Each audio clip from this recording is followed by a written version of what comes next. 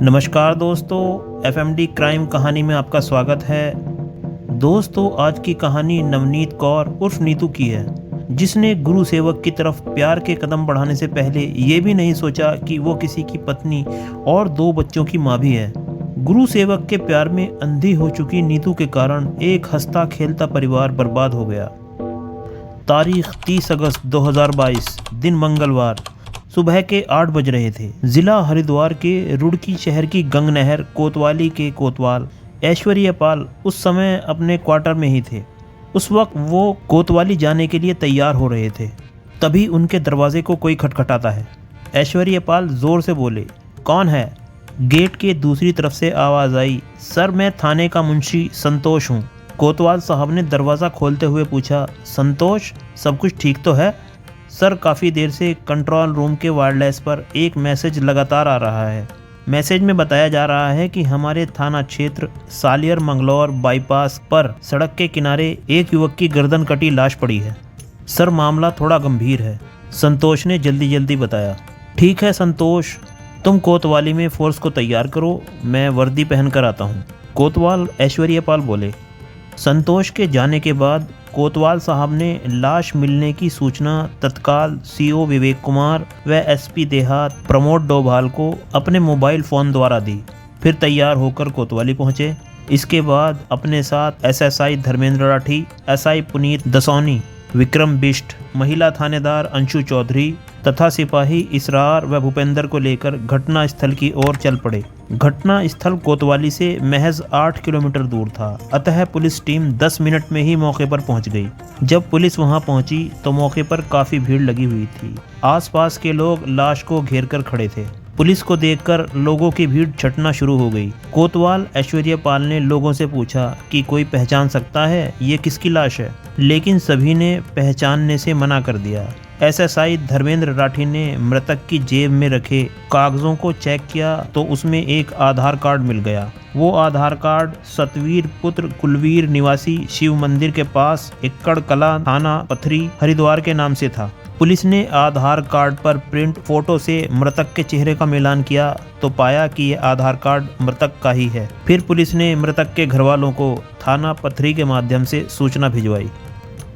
अभी पुलिस मौके का निरीक्षण कर ही रही थी, तभी वहां सीओ विवेक कुमार, एसपी देहात प्रमेंद्र डोभाल तथा क्राइम इन्वेस्टिगेशन यूनिट के प्रभारी जहांगीर अली भी पहुंच गए। इन अधिकारियों ने मृतक सतवीर के शव का बारीकी से निरीक्षण किया। मृतक के गले पर धारदार चाकू से रेतने के निशान थे और उसके कपड़े खून से लथपथ थे। एसपी देहात ने लाश का निरीक्षण करने के बाद लाश को पोस्टमार्टम के लिए भेज दिया। फिर कोतवाल ऐश्वर्य पाल को कुछ निर्देश देने के बाद श्री डोभाल और विवेक कुमार वापस लौट गए। लाश को पोस्टमार्टम पर भिजवाने के बाद सीआईवी प्रभारी जहांगीर अली ने आसपास के सीसीटीवी कैमरों को खंगालना शुरू किया। काफ़ी देर तक मशक्क़त के बाद पुलिस को जानकारी मिली कि जिस जगह पर सतवीर का शव मिला वहां रात के समय एक यूपी नंबर वाली बोलेरो गाड़ी देखी गई थी। उस गाड़ी की जानकारी हासिल करने के लिए रुड़की पुलिस ने मुजफ्फरनगर के छपार थाने की पुलिस से संपर्क किया। साथ ही बहादुराबाद टोल प्लाजा पर लगे सीसीटीवी कैमरों की फुटेज को भी चेक किया। उस फुटेज में सतवीर बोलेरो गाड़ी में अपने 2 दोस्तों के साथ रुड़की की तरफ जाता हुआ दिखाई दिया। ये फुटेज देखने के बाद पुलिस ने कुछ राहत की सांस ली। सतवीर की लाश मिलने की सूचना पाकर उसके पिता कुलवीर, माँ, बड़ी बहन व भाई दोपहर करीब 12 बजे राजकीय अस्पताल रुड़की पहुंच गए और जैसे ही उन्होंने गला कटे सतवीर का शव देखा, वो सब दहाड़े मार मार कर रोने लगे। उनके रिश्तेदार दुख की इस घड़ी में उन्हें ढांढस बंधाकर शांत करने की कोशिश में लगे हुए थे।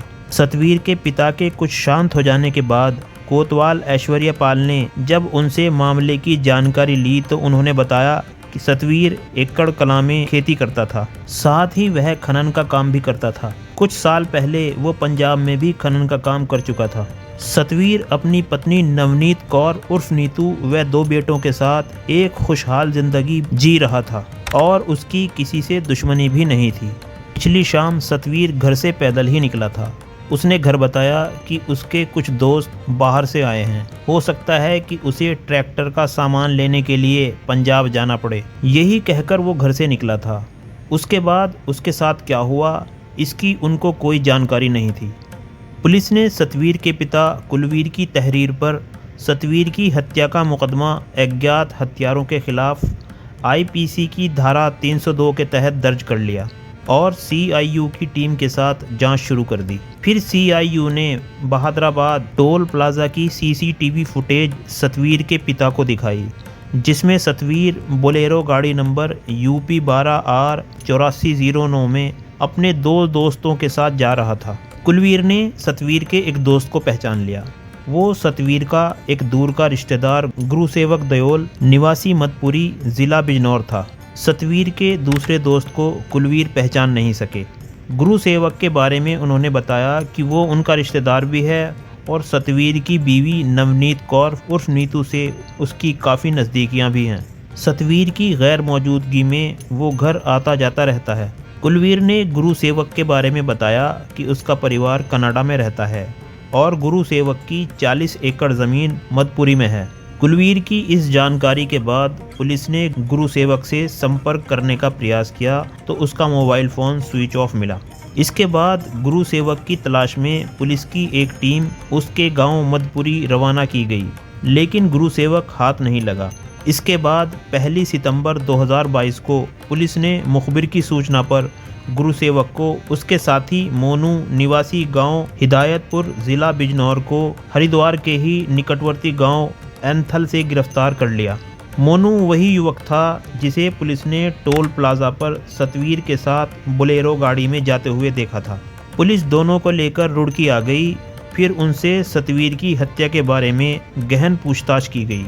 गुरुसेवक ने पहले तो सतवीर की हत्या के मामले में खुद को बेकसूर बताया, मगर जब पुलिस ने गुरुसेवक से उसकी और सतवीर की बीवी नीतू के बीच मोबाइल पर की गई बातों के बारे में पूछा तो वह टूट गया। गुरुसेवक ने मोनू के साथ मिलकर 29 व 30 अगस्त की रात को सतवीर की हत्या करना स्वीकार कर लिया। गुरुसेवक ने यह भी बताया कि पिछले 3 सालों से सतवीर की पत्नी नीतू से उसके अवैध संबंध थे। उसने आगे बताया कि मेरी और नीतू की योजना काफ़ी समय से सतवीर को रास्ते से हटाने की थी। गुरुसेवक ने पुलिस को आगे बताया कि सतवीर कुछ दबंग किस्म का आदमी था और अक्सर नीतू को परेशान करता रहता था। उसने बताया कि एक बार उसने किसी नकाबपोश से सतवीर पर फायरिंग भी करवाई थी, जिसमें वो बच गया था। इस मामले में सतवीर ने पुलिस से शिकायत भी नहीं की थी। 19 अगस्त 2022 को सतवीर की हत्या की योजना बनाने के बाद गुरुसेवक अपने दोस्त मोनू के साथ सतवीर के घर पहुंचा और खनन के कारोबार के लिए उसने पंजाब जाने की बात कही। इस पर सतवीर उसके साथ चलने को तैयार हो गया। शाम को तीनों एकड़ कला से बोलेरो कार द्वारा पंजाब के लिए चल दिए थे। पहले रास्ते में एक ढाबे पर तीनों ने शराब पी और खाना खाया। जब सतवीर नशे में धुत हो गया तो तीनों मंगलौर बाईपास की तरफ चल पड़े। रास्ते में नशे में धुत सतवीर ने उन्हें लघु शंका के लिए गाड़ी रोकने को कहा। जब गाड़ी रुकी तो सतवीर नीचे उतरा। इसी दौरान गुरुसेवक ने अपने पास रखे चाकू से सतवीर का गला रेत दिया और सतवीर को वहीं छोड़कर वे दोनों बोलेरो गाड़ी को लेकर वापस घर चले गए। मोनू ने भी अपने बयानों में गुरुसेवक के बयानों की पुष्टि की और सतवीर की हत्या में गुरुसेवक का साथ देने की बात बताई। इसके बाद पुलिस ने सतवीर की पत्नी नवनीत कौर उर्फ नीतू को भी गिरफ्तार कर लिया। पुलिस की पूछताछ में नीतू ने भी पुलिस के सामने सतवीर की हत्या में शामिल होने की बात स्वीकार कर ली। 1 सितंबर 2022 को एसपी देहात प्रमोद डोभाल ने कोतवाली गंगनहर में आयोजित प्रेस वार्ता में सतवीर हत्याकांड का मीडिया के सामने खुलासा कर दिया। श्री डोभाल ने इस हत्याकांड को खोलने वाली पुलिस टीम व सीआईवी की टीम की पीठ थपथपाई और उन्हें 2500 रुपए का नकद पुरस्कार देने की घोषणा की। सतवीर की पोस्टमार्टम रिपोर्ट में मौत का कारण सांस की नली कटना तथा ज्यादा खून बहना बताया गया। अवैध संबंधों के कारण जहां नीतू ने एक और अपना हंसता खेलता परिवार बर्बाद कर लिया, वहीं वह खुद भी इस हत्याकांड में शामिल होकर सलाखों के पीछे पहुंच गई। दोस्तों, हमें उम्मीद है आपको हमारी क्राइम कहानियाँ पसंद आ रही होंगी और हमें ये भी उम्मीद है कि आपने हमारे चैनल को सब्सक्राइब कर लिया होगा। अगर अभी तक भी आपने सब्सक्राइब नहीं किया है तो कर लीजिए। फिर मिलेंगे एक और क्राइम कहानी के साथ, तब तक के लिए इजाज़त दें। बाय बाय, जय हिंद।